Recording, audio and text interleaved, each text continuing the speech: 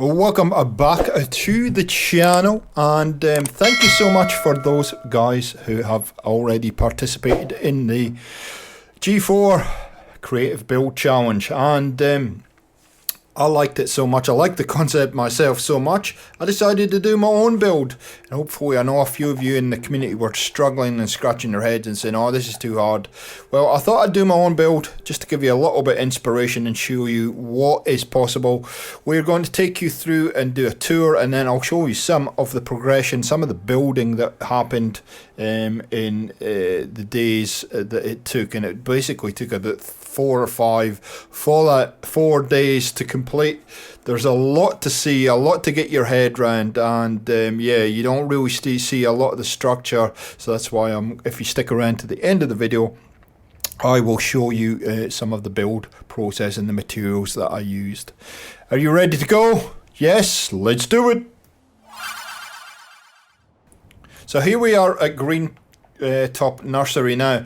I did ask my subscribers to give me some ideas of what I could put in this space here, and there was a little bit of a gap there, and you'll see in the footage where we start from, but there was a gap right here which I decided to do my build on. And I thought, well, thinking about the process, I was going to do a dwelling. That was the first thing that I was going to do with this build, but as the build evolved, it made more sense that if I was going to make something out of junk, why don't I make it a junk shop or an antiques shop or a collectible shop or whatever you want to call it.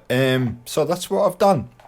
And I'm sure you've all been in these shops in the past where everything that you see from wall, floor to ceiling is for sale. And that's the, oh, didn't want to do that. Just get rid of that. And that's the case in this this particular build. Everything that you see is actually for sale. So you can see in the outside, somehow the red rocket sign got here. I'm not sure quite what happened. Maybe these guys helped. I'm not sure. But you can see there's just a heck of a lot of junk. Now, I will take you through and explain what I've done and how I've built the walls as we go through. But you can see if I start around here, I did put a one of these trailers in, and I used these kind of defensive gravel walls from G2M mod as part of the supports. I used some Nuka-Cola machines and some fridges to build a wall as well as barrels there. And you'll see what that wall is on this side in a second. So there's a lot to see, a lot to get your head around, a lot of mods in play here, and in fact the shop was actually getting very glitchy towards the end. So we've got our mandatory flamingos guarding the doorway, as well as our little gnome friend.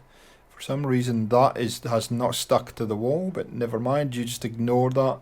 Come into my collectible store, and you can see we've got lots and lots to look at. So there's those walls again that we showed you before, the G2M mod. That fence there was actually already there, and you'll see that in the later footage.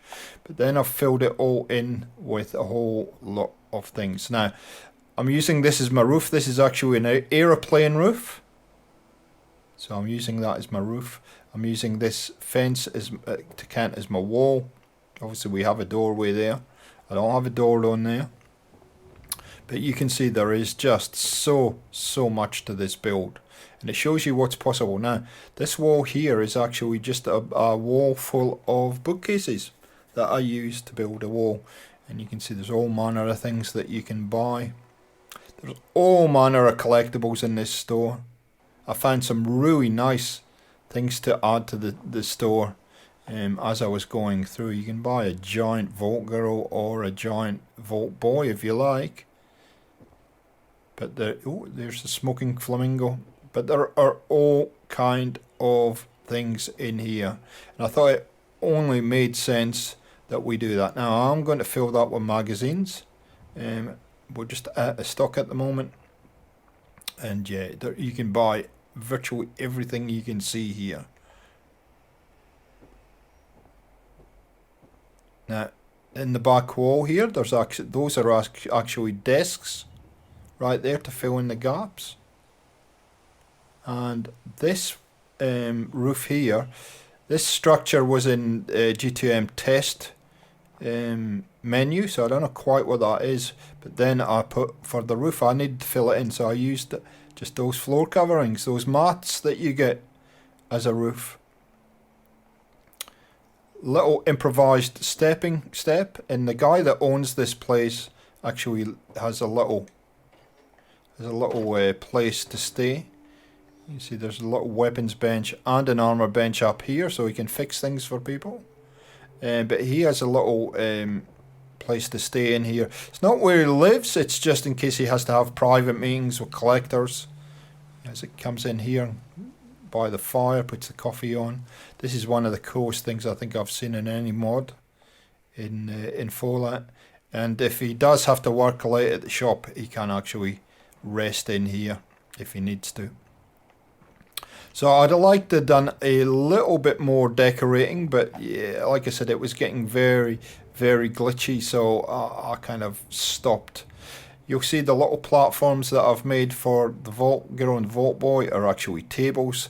The floor here is all tables, as is that little platform there. You can see they're all tables, and we will show you that. There's a lot of pillar glitching going on. The only problem with doing the tables is to get these items to sit on the floor. They actually fall down into the floor, so I had to actually do some improvising with Place Anywhere with that. Also had this little dirt area here, so I just improvised with some pallets and some tables to make a little display area.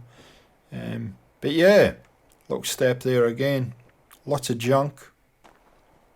And there you go, that is the build, people. Now I'm going to see if I can hop up here and show you the roof. Why to jump? This is a joke between Mike and I. Can I get up on there? Ooh, up. Yep, we can't. Up, up. I'm stuck.